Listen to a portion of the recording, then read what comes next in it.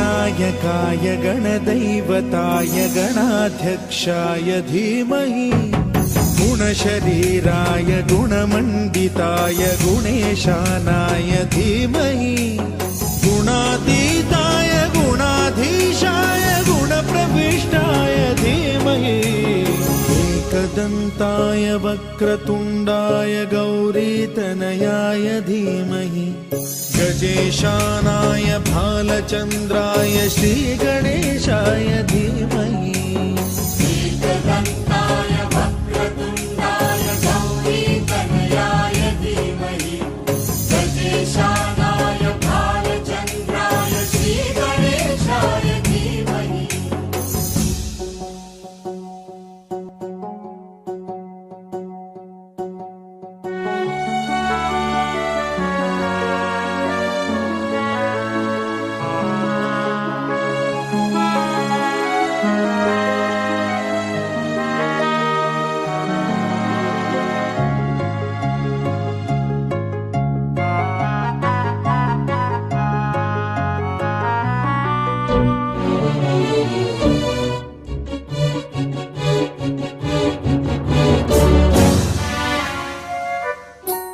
गानचतुराय गानप्राणाय गानान्तरात्मने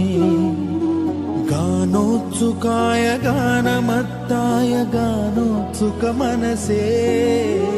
गुरुपूजिताय गुरुदैवताय गुरुकुलस्थायिने गुरुविक्रमाय गुह्यप्रवराय गुरवे गुणगुरवे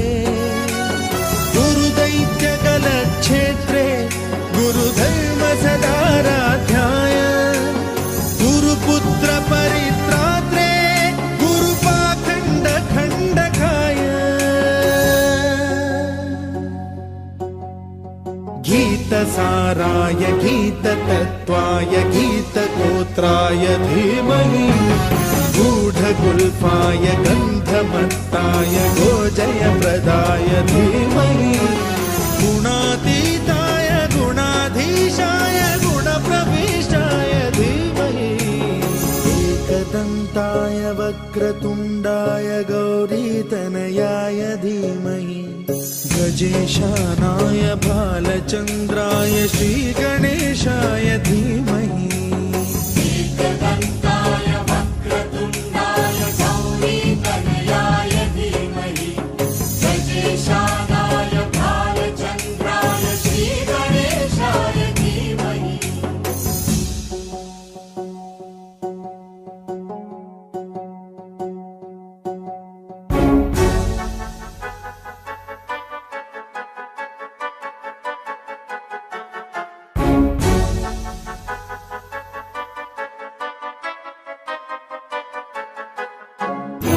सर्वराजाय गन्धाय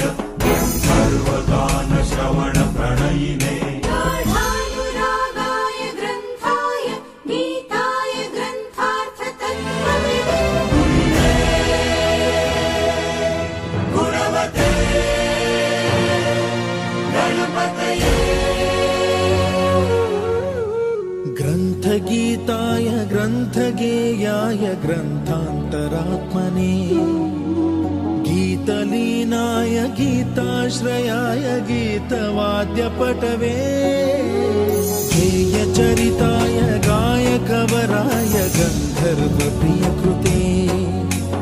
गायकाधीन विग्रहाय गङ्गाजलप्रणयवते गौरीस्तनन्दनाय गौरीहृदयनन्दनाय गौरभानुसुताय गौरीगणेश्वराय गौरीप्रणयाय गौरीप्रवणाय गौरभावाय धीमहि गोसहस्राय गोवर्धनाय गोपगोपाय धीमहि गुणातीताय गुणाधीशाय गुणप्रविष्टाय धीमहि एकदन्ताय वक्रतुण्डाय गौरीतनयाय धीमहि।